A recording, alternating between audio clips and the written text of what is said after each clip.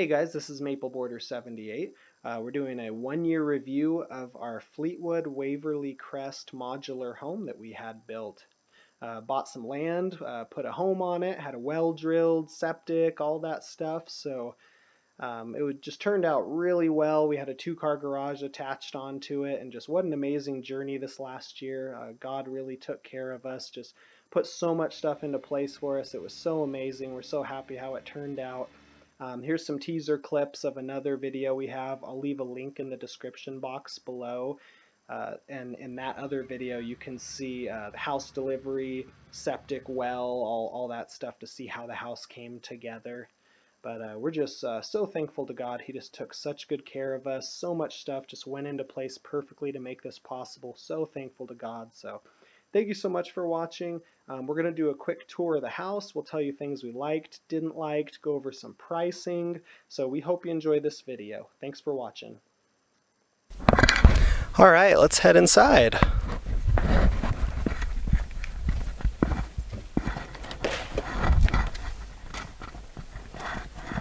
So this is the house.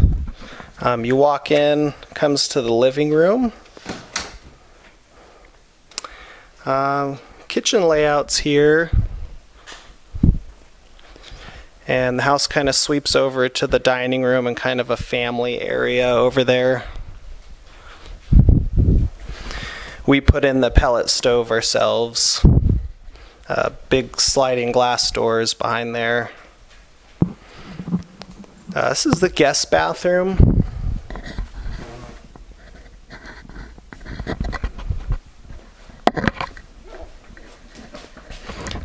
Kids' rooms are right outside here. Our son and our daughter. So this is our son's room. And daughter's room. Closets are right around the corner.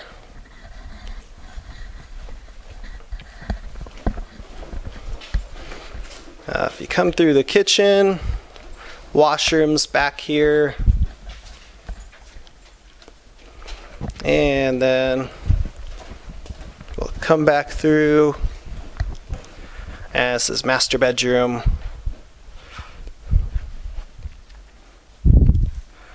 And then the master bathroom. Did the optional 2 sinks there. And that's it.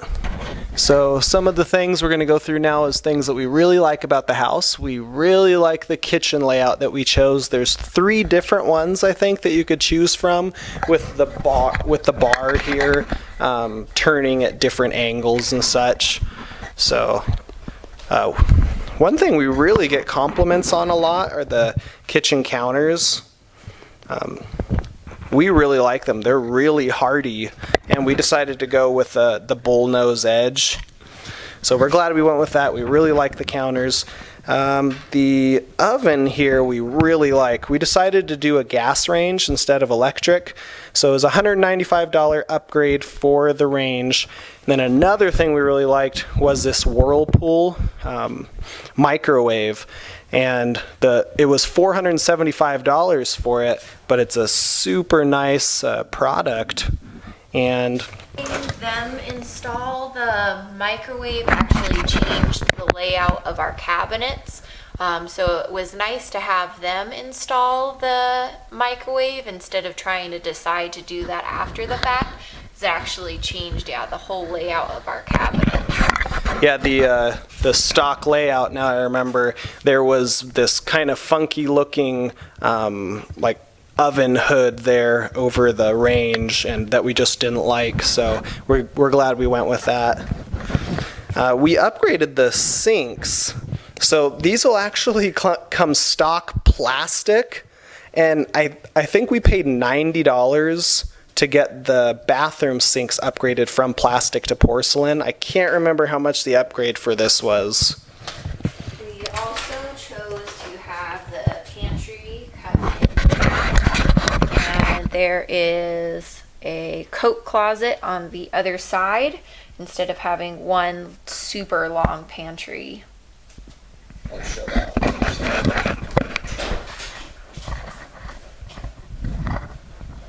So this is the other the other closet here. So we had them put this on this side, and then it's just like a coat closet that we put games and different stuff in. The washroom is a little smaller than I would like, but it's still really functional. My wife and I ended up installing these because there was just like a wire shelf there previously, and then they give you kind of this shoe rack here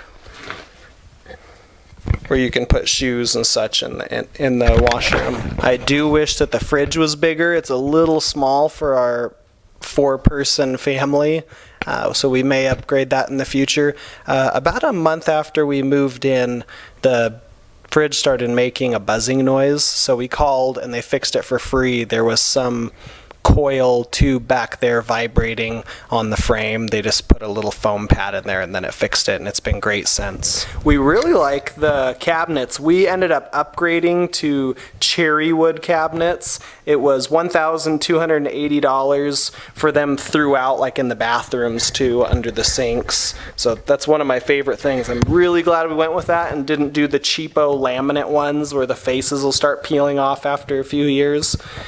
The floors we really like as well. They look really similar to if they were actual panels. It's not a laminate or vinyl. They gave us a pamphlet for it, and it's some other material, but it's really thick and hardy, so it's easy to clean, and we like it. It looks really good. One thing that's a little bit strange about the kitchen is that there are only 3 drawers in the entire kitchen. Was just a little bit weird.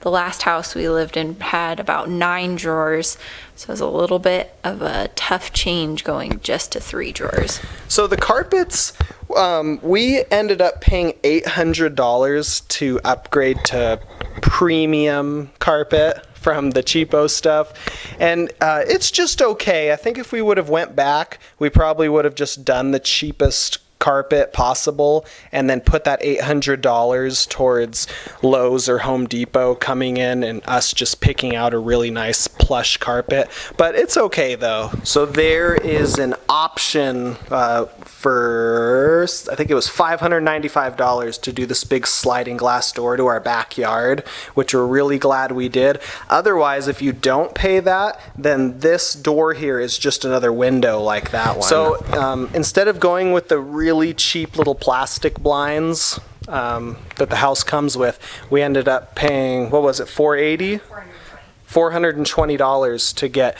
2-inch faux wood blinds throughout the whole house. So we're really glad we did that. We didn't have to come back and measure and go to Home Depot and do all that. We really appreciate how big the windows are. They're much bigger than our last stick-built house that we lived at, and there's a lot of optional windows like those up there that we really like.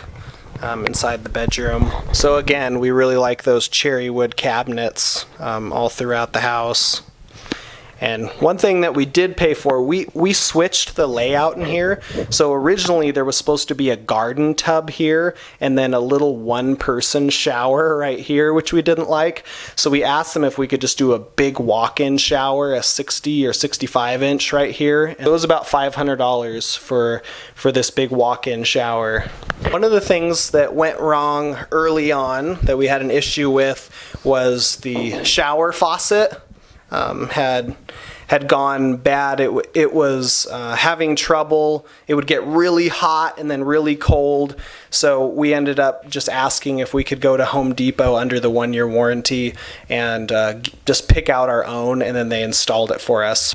This isn't the original toilet that the house came with. The original one had a hairline crack in it. So under the 1-year warranty, they replaced that for free with this one. And these are the stock faucets that the house came with. We had to replace the one in the guest bathroom with another unit because it stopped working, but these ones are still holding up. They're just kind of a cheap knockoff faucet, so I would just have it in your mind that you're going to replace those eventually. This is the unit we replaced the stock one with. We bought it from Amazon for like $40, so So the shower door in here, my wife and I actually installed by ourselves. Fleetwood wouldn't do it, so you'd just have to put a shower rod and curtain, and we didn't want that. So we went to Home Depot, spent $300, and installed this nice sliding glass door. The master closet is a walk-in. It's actually much bigger than it looks in the video. We just have a lot of stuff in here right now, so it is chocked full. But we do get this extra nook around the side door to put more stuff in because we changed the layout. So instead of this being the little one-person walk-in shower, we got more storage space. So we're in my son's room right now, and the closet layout is a little odd. So I was used to growing up with sliding closet doors. These ones are single doors to their closet. And this one works okay because the door is centered at the middle of the closet, and then I put some shelves on either side. So this one worked out okay. But in my daughter's closet over here, the door is shifted to the left, so this is the end of the closet over here, but then the closet goes really deep back way in there, so it's a little odd to get way back there to the clothes. So that's just something a little funky about the design of the closet in here. This is my daughter. She has a YouTube channel called FayePotato, so if you guys want to check that out and subscribe, she would really appreciate it. Faye, how do you like our new house here, our Waverly Crest Fleetwood home? I love it. There's way more backyard, and I couldn't even ride my quad, and it wouldn't even fit a bigger quad because my quad was super big, and now we have a ton of land, and my dad scraped it out, and now it's all flat, so now I could ride my quad all over the land. That's great. Thank you, Faye. So we really like how well the house is insulated. It stays really nice and warm in the winter as we heat it, and it actually stays really nice and cool during the summer too, as long as we keep the blinds closed. Yeah, with the Swamp Cooler we have through a window, we decided not to go with an air conditioner. We saved the $5,000 on that and just bought a $300 Swamp Cooler, put it through the window. And we just keep it on low throughout the day, and it'll be like 100 outside, and inside it'll stay like 75 or cooler if we want to turn it on high. Yeah. There were a couple of random leaks under the sinks when we first moved in. I think that was just from the house being moved here, and things not getting tightened up all the way. Yeah, we had called the company because there was a leak under our bathroom sink, and the guy came and just like tightened the thread on it, and it fixed it. And a few months after that, there was a leak under our kitchen sink, which he did the same thing with. But that was all this stuff really was early on within the first few months, and now we've been here for a year and a half, and everything's been really solid, and we've been really happy with the house. Mm-hmm. The other thing we didn't really think about and didn't know we needed to ask for was a garbage disposal.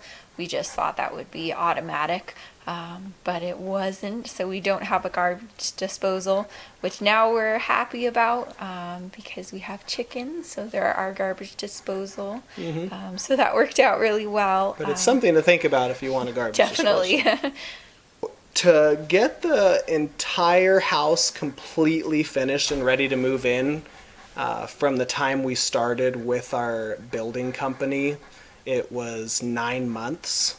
The well took like 3 weeks to do. The well company came, did the well super fast, and then it was 2 weeks for them to do the foundation.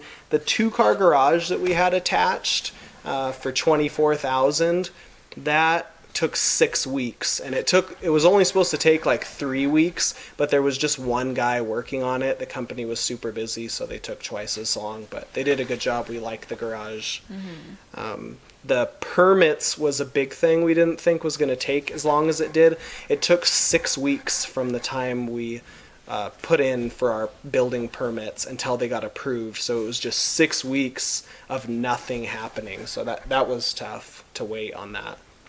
Yeah, overall, we're really happy that we decided to do this process.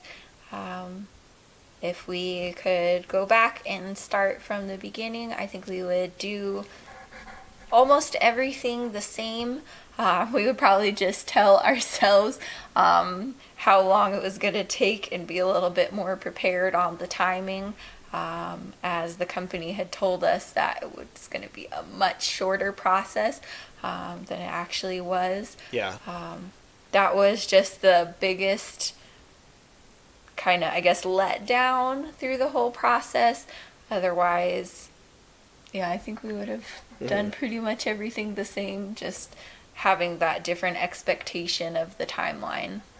Yeah, we had neighbors in the same valley do what we did, and it was the same thing. It was like 9 to 12 months to get their houses up to. So that seems to be in this area on par for how busy that company is right now. Yeah, the last thing was going to be pricing, just some basic costs for things. Like the house was $85,000, but then there was the modular conversion on top of that, which was around $17,000. For the 6-inch walls instead of the 4-inch walls, that stuff. Converting it from just being a mobile home to an actual modular. The 2-car garage was $21,000. The full foundation was $19,400. With all the upgrades that we did to the whole house, we spent about $9,600 on upgrades with carpet, cabinets, the sliding door, the walk-in bathroom. There was a lot of stuff. So these are things to think about, because when you walk in, you're like, oh, the house is only $75,000, and then there's a lot of stuff added on to it. We had to get a wildland and urban interface package because we're in a fire-prone area. That was $2,600. There's dealer fees, and such. So it was about $160,000 for the whole home and garage and foundation, everything. So the home itself was $160. Then the land, we ended up buying 12 acres out here outside of town for about $60,000. The complete turnkey well system was $24,000. They had to dig around 260 feet. There was the septic system, there was permits. There was an impact fee that we had to pay. It was about $5,600 to the county to be able to start building. When we hooked up the electrical for the house, we had to upgrade the transformer to the power pole that was next to here, and the transformer was $3,700. Just a lot of little stuff like that. Between the land, the septic, the well, the house, just everything in total after we were all done, it was about $290,000. So in our area for about $300,000, you can get a pretty nice modular on a big chunk of land, 10 plus acres, and we're super happy with it. It was an awesome year. It was a lot of stress, but it was well worth it, and we're really glad we did it. So to anyone who is considering, buying a piece of land and putting a modular and doing the well and septic and all that stuff and the utilities, it could cost you that much. It's just so different from state to state, and you could try to do what we did in Texas or Alabama or whatever, and it could end up costing you way more or way less. So that was just kind of some general pricing that we ended up paying. It's going to be completely all over the board for anybody else. So thanks so much for watching. Appreciate it. If you like the video, give us a thumbs up. You can subscribe as well. And we just really appreciate you watching the video. I hope you got something out of it, that it was a little informative. Thanks so much again, and take care.